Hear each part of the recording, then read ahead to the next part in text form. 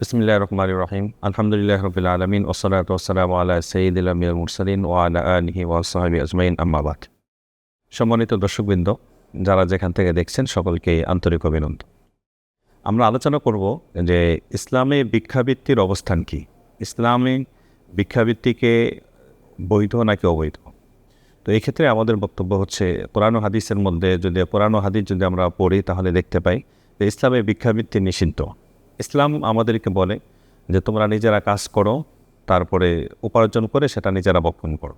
এবং ইসলাম আমাদেরকে বলে যে তোমরা এভাবে উপার্জন করো, উপার্জন করার পর নিজেরা ভক্ষণ করো এবং অন্যদেরকে তোমরা দান করো।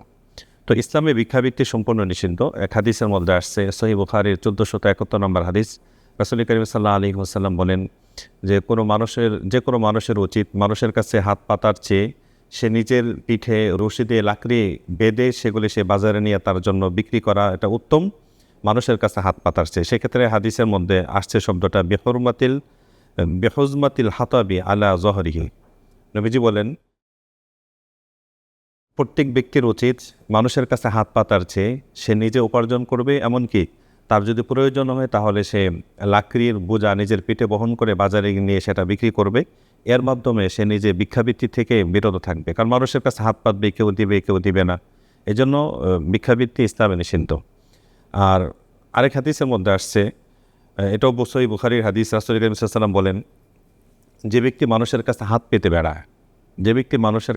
পেতে বেড়ায়, কিয়ামতের ময়দানে আল্লাহ রাব্বুল আলামিন তার চেহারার মধ্যে গোশতের কোনো টুকরা থাকবে না। আবার তিরমিজির এক হাদিসও আসছে, যে ব্যক্তি মানুষের কাছে হাত পাতে তখন তার চেহারার মধ্যে গোশতের টুকরা থাকবে না, শুধু হান্ডিকুলে থাকবে।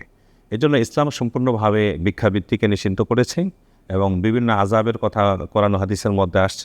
এজন্য মানুষের উচিত হচ্ছে নিজে উপার্জন করবে, চাকরি বাকরি করবে, কামাই রোজগার করবে, এগুলির মাধ্যমে তার জীবিকা নির্বাহ করবে, কিন্তু মানুষের কাছে কখনোই হাত পাতবে না। এরপরে প্রশ্ন আসবে যে আমরা কেমন মানুষকে দান করব।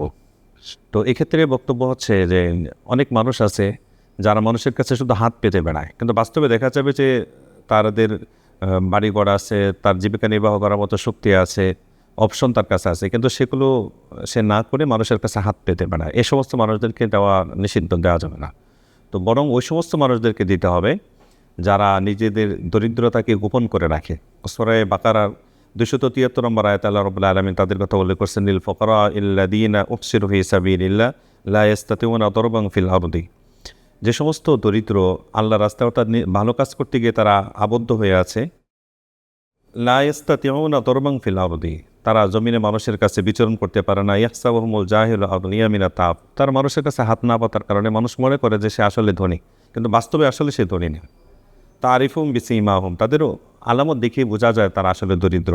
লা ইয়াসালুনা নাসা ইলহাফা, তারা মানুষের কাছে হাত পেতে পারে না, কাগজে মিনতি করে না। তো এই সমস্ত মানুষ যারা মানুষের কাছে হাত পাতে না, কাগজে মিনতি করে না, তাদেরকে দেওয়ার কথা কোরআনে কারীমের সূরা বাকারার 273 নম্বর আয়াতে আল্লাহ রাব্বুল আলামিন আমাদেরকে বলছেন। সুতরাং আমরা বুঝতে পারলাম ওই সমস্ত মানুষদেরকে আমরা দেব যারা মানুষের কাছে হাত পাতে না, কাকুতি মিনতি করে না। রাস্তাঘাটে আমরা দেখি অনেক মানুষ ভিক্ষার জন্য আমাদের পায়ে পর্যন্ত ধরে, মানুষের পায়ে ধরে দোকানপাটে গিয়ে আপনার বারবার পিড়াপিড়ি করতে থাকে। এটা তাদের জন্য এটা ঠিক নয়। এরপরে আসবে যে আমরা আমাদের পথে ঘাটে, রাস্তাঘাটে, বাসা বাড়িতে, দোকানপাটে, এমনকি গাড়িতেও আমরা দেখতে পাই যে প্রচুর ভিক্ষুক ভিক্ষা করছে। তো এই ভিক্ষাবৃত্তি থেকে তাদেরকে বের করে নিয়ে আসার জন্য আমাদের কী করা উচিত, সমাজ, রাষ্ট্র এবং আমাদের কী করণীয়? এক্ষেত্রে প্রথম করণীয় হচ্ছে যারা ভিক্ষা করে তাদেরকে বোঝানো যে তুমি যে ভিক্ষা করছো এই কাজটা তোমার জন্য খারাপ, এটা অনুত্তম এবং ইসলামে নিষিদ্ধ। এই ক্ষেত্রে হাদিসের মধ্যে আসছে যে সবচেয়ে উত্তম রিজিক কোনটা, আইউল কাসবি আতিয়াবু। নবী সাল্লাল্লাহু আলাইহি ওয়াসাল্লামকে জিজ্ঞেস করা হলো, রাসূলুল্লাহ সাল্লাল্লাহু আলাইহি ওয়াসাল্লাম, আইউল কাসবি আতিয়াবু, সবচেয়ে উত্তম রিজিক কোনটা? তখন নবী সাল্লাল্লাহু আলাইহি ওয়াসাল্লাম বললেন, আমরুর রাজুলি বিয়াদিহি, মানুষের নিজের হাতে যে উপার্জন করে সেটা হচ্ছে উত্তম। যখন আমরা মানুষকে যারা ভিক্ষা করে তাদেরকে বলবো যে তুমি যে ভিক্ষাবৃত্তি করছো এই কাজটা খুবই খারাপ, বরং উত্তম হচ্ছে তুমি কাজ করো। তো এখন তো সে কাজ নাই তার কাছে, তখন সমাজ, রাষ্ট্র তাদের উচিত হচ্ছে, এবং যারা সমাজের বিত্তবান, বিশেষ করে বিভিন্ন চ্যারিটি, তাদের উচিত হচ্ছে এই ভিক্ষুকদেরকে আপনার একত্রিত করা এবং তাদেরকে বোঝানো যে আসলে ভিক্ষাবৃত্তি করা যাবে না। তারা যে কাজ পারে তাদেরকে সেই কাজে উদ্বুদ্ধ করা, সেই কাজ দেওয়ার চেষ্টা করা, এবং যারা একেবারেই কোনো স্কিল তাদের নাই তখন তাদেরকে স্কিল ডেভেলপমেন্টের চেষ্টা করা, তাদেরকে কাজ শেখানো, কাজ শেখানোর পরে তাদেরকে সে কাজের মধ্যে দেওয়া।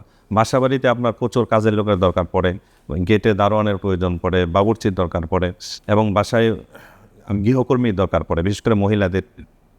তো অনেক মহিলাও কিন্তু ভিক্ষা করে। তো তাদেরকে সেখান থেকে আনার পরে যে সমস্ত বাড়িতে বাসা বাড়িতে কাজের লোকের দরকার, সেখানে আমরা তাদেরকে সেখানে দিতে পারি।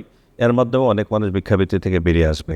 এই ভিক্ষাবৃত্তির কারণে কিন্তু আপনার সমাজে নানাবিধ আপনার ক্ষয়ক্ষতিও হচ্ছে, বিশেষ করে আপনার রাস্তাঘাটে ছিনতাই হচ্ছে, পথশিশুরা এখানে সেখানে ঘুরতেছে, এর মাধ্যমে কিন্তু নানাবিধ অপরাধ এবং মাদক ছড়িয়ে পড়ছে। তো এই ভিক্ষুকদেরকে যদি আমরা পুনর্বাসন করতে পারি, সমাজ রাষ্ট্র মিলে এবং সমাজের বিত্তবান মানুষ মিলে যদি তাদেরকে আমরা বিভিন্নভাবে পুনর্বাসন করতে পারি, বিশেষ করে তাদেরকে ভিক্ষাবৃত্তি থেকে বেরিয়ে আনার জন্য তাদেরকে কাজ দিতে হবে, তাদেরকে ছোটোখাটো ব্যবসা দিতে হবে। যে আপনার 1-2 হাজার টাকা দিয়ে কিন্তু ব্যবসা করা যায়। আড়ত থেকে তারা কাঁচামাল কিনলো 1,000-2,000 টাকা দিয়ে, তারপরে রাস্তাঘাটে এসে তারা বিক্রি করলো, রিক্সা চালালো, বিভিন্নভাবেই কিন্তু তাদের প্রচুর কাজ আছে।